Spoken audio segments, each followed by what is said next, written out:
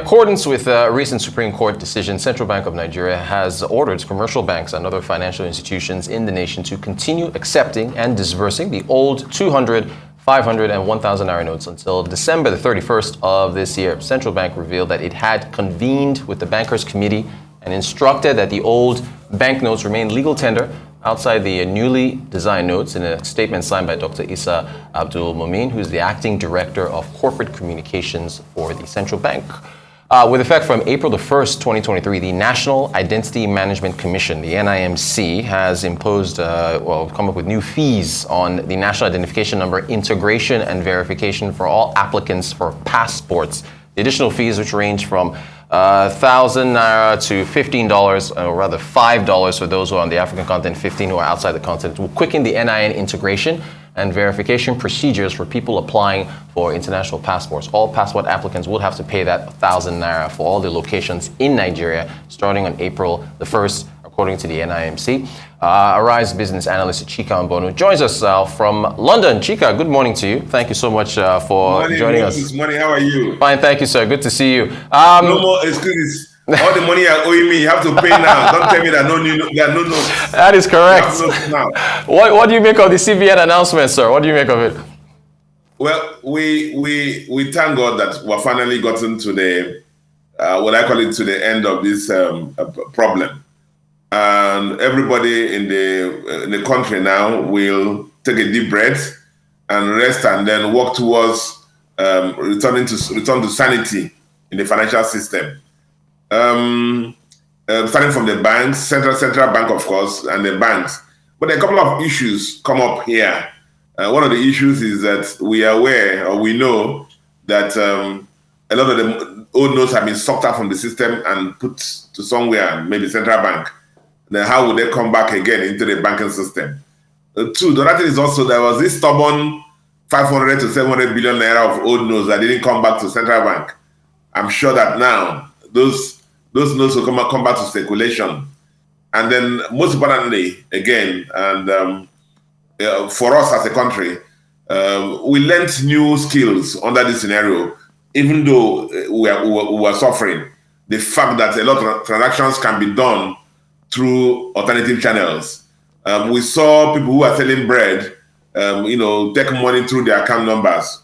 We saw those who are selling onions in wheelbarrows take money from their account numbers. We even saw some creativity at the Nigerian wedding functions where the celebrants, were carrying account numbers, or people even created currency for that. So for us as a country, even though we have suffered, let's take away from what we have gained, the fact that we need to move our transactions more into the alternative channels.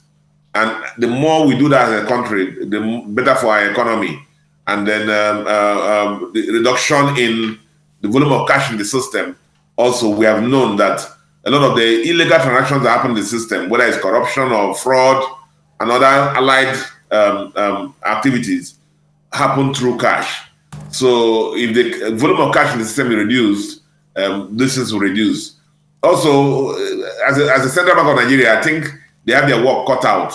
How do you balance bringing the new notes into the system and then also the old notes, and then make sure that we don't go back to the times when we had almost about 3 trillion naira of money, cash in circulation, having brought it down substantially now.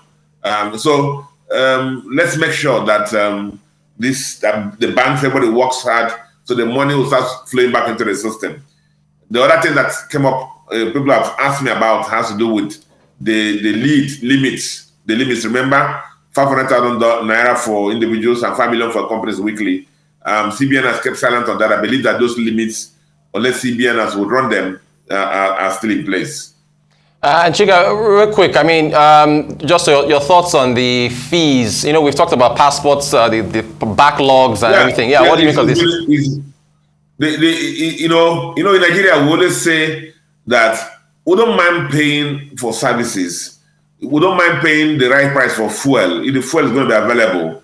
We don't mind paying the right price for electricity if it's going to be available. But what we have seen is people are look at electricity. People are collecting, increase the tariffs, yet the power available has not increased. The same thing with diesel, with petrol. If we are paying for this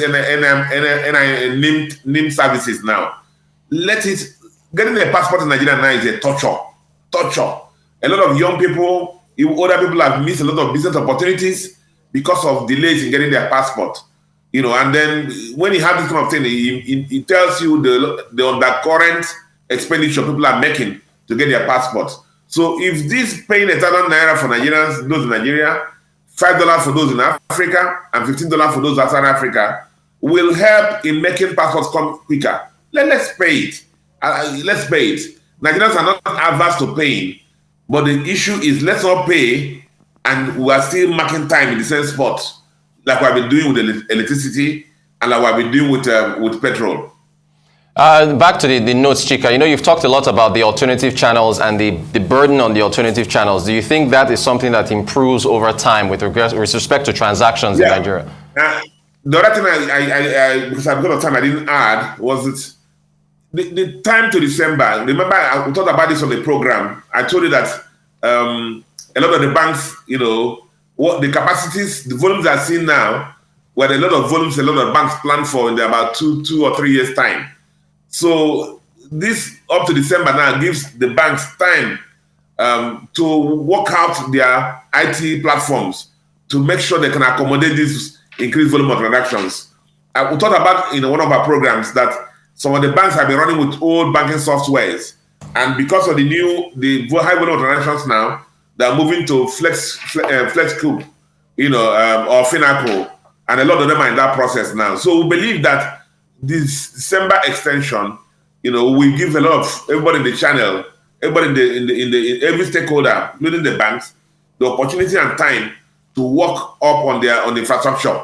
It's been torture, trying to. Some banks, you open their app, it just be rolling and rolling and rolling and rolling and rolling, and it's all due to overload. So we believe that December will give people time to do that. But hard time moves so fast. We're talking about December. December is a 20 years time. December is just barely, Q1. We're March already. Q1 is gone. So barely 9 months to the end of December. And so everybody must work on NIBs, the banks, central bank, everybody in the chain, the fintech company, to make sure that they expand capacity to enable us as we move to the alternative channels, transactions will be smoother. I thought about this a lot in the program. That people don't have mind going to alternative channels, but the fact that you consummate a transaction, you don't get a lot immediately. A transaction fails, you don't get a reversal immediately. A lot of people have suffered in that. And the banks and central bank and NIBs and everybody must work to make sure that with the time we have now up to December, all this things become smoother. So that by December, when the new notes cease to be legal tenders, old notes cease to be legal tenders, people can gravitate and move to the alternative channels easily. All right. We hope that works out. Arise business analyst Chika Mbono. Chika, thank you so much for taking us through those headlines. Appreciate your insight.